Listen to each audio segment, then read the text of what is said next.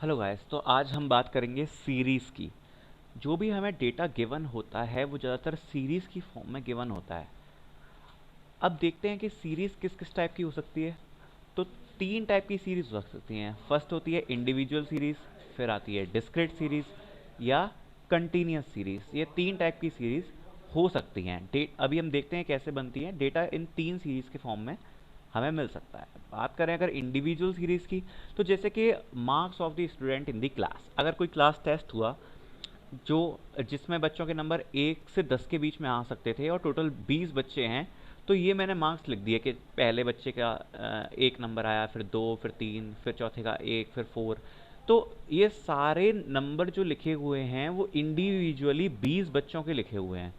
इसको हम बोलते हैं इंडिविजुअल सीरीज। अगर हम पर डेटा ऐसे फॉर्म में है तो इसे हम बोलते हैं इंडिविजुअल सीरीज। अब बात करें अगर डिस्क्रीट सीरीज की, तो उसमें क्या होता है। अब इंडिविजुअल सीरीज में क्या प्रॉब्लम है कि अगर कोई बड़ा एग्जामिनेशन हुआ, उसमें 1 लाख बच्चे हैं, 2 लाख बच्चे हैं। अब इसमें काफ़ी बार जो आ रहे होंगे वो रिपीटेटिव मार्क्स भी आ रहे होंगे, रिपीट होकर भी मार्क्स आ रहे होंगे। तो अगर मैं ऐसे लूँ तो फिर डेटा काफ़ी बड़ा हो जाएगा। तो ये एक प्रॉब्लम एलिमेंट है इसमें। अब डिस्क्रीट सीरीज़ की बात करूँ तो उसमें हम क्या करते हैं कि फ्रीक्वेंसी असाइन कर देते हैं। अब जैसे बच्चों के मार्क्स 1 से 10 के बीच में आ सकते हैं, तो टोटल बच्चे जिनके मार्क 1 है वो हैं 2। 3 बच्चे हैं जिनके 2 नंबर आए हैं। 3 नंबर 4 बच्चों के आए हैं। 4 नंबर, तो हमने क्या किया, ये सारे नंबर लिख दिए 1 से लेके 10 तक। एंड जितने बच्चों के उतने नंबर आए हैं वो उसकी फ्रीक्वेंसी में लिख दिया। इसको हम बोलते हैं डिस्क्रीट सीरीज। अब अगर मार्क्स ज़्यादा रिपीटेटिव नहीं है मान लो, तो मतलब वैसे इसमें ये प्रॉब्लम थोड़ी बहुत तो सॉल्व हुई है। बट अगर मार्क्स ज़्यादा रिपीटेटिव नहीं है तो ये सीरीज़ भी काफ़ी बड़ी हो सकती है। तो इसका भी सॉल्यूशन हमें मिलता है कंटिन्यूस सीरीज़ में, जिससे डेटा ज़्यादा फैले नहीं, हम उसको कम में ही एडजस्ट कर लें। कंटिन्यूस सीरीज में हम क्या करते हैं कि रेंज असाइन कर देते हैं। जैसे कि 1 to 3, 2, 3 to 5, 3। अब इसका मीन्स देखो क्या है। अगर मान लो अब आप कहो कि मतलब जैसे किसी बच्चे के 3 मार्क्स हैं, तो वो किस में आएगा, इस वाले में आएगा या इस वाले में आएगा। ये हमेशा अपर लिमिट बताता है।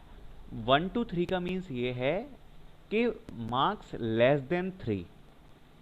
सो एक आ सकता है और 2 आ सकता है, 3 इसमें नहीं आ सकता। ये जो लास्ट का रहता है ये एक्सक्लूडेड रहता है। इसको हम एक्सक्लूडेड कंटिन्यूस सीरीज भी बोलते हैं, एक्सक्लूसिव कंटिन्यूस सीरीज। इसमें ये लास्ट के ये जो आपको दिख रहे हैं ये सारे एक्सक्लूडेड रहते हैं। इससे एक कम उसमें आ सकता है। जैसे इसमें 1 से 2 के बीच में मार्क्स, मतलब 1 नंबर और 2 नंबर कितने बच्चों के, 2 के। 3 और 4, 5 नहीं, 5 से 1 कम, 3 या 4। ये नंबर टोटल कितने बच्चों के, 3 बच्चों के। 5 या 6 टोटल कितने बच्चों के, 4। 7 या 8 कितने बच्चों के हैं, 3। लास्ट से 1 कम, 9 या 10 टोटल कितने बच्चों के हैं, 4 बच्चों के। तो हमने ऐसे करके फ्रीक्वेंसी असाइन कर दी।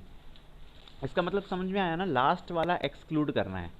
इसका मतलब ये है कि 1 से 2, 3 से 4, 5 से 6, 7 से 8। तो अब इस सीरीज़ में क्या होता है कि इस सीरीज़ में ये प्रॉब्लम भी खत्म हो गई, क्योंकि अगर हम रेंज बड़ी असाइन कर देंगे तो अगर बड़ा भी डेटा हुआ तो कोई प्रॉब्लम नहीं आएगी, साथ में उसकी फ्रीक्वेंसी असाइन कर देंगे। तो ये होती है कंटिन्यूस सीरीज़। अब इन तीनों सीरीज़ पर जो स्टेटिक्स अप्लाई होती है, जैसे कि मीन, मोड या फिर मीडियन, तो वो सब हम आगे देखेंगे कि कैसे कैसे निकालते हैं तीनों सीरीज़ के हिसाब से। So will continue in next lecture.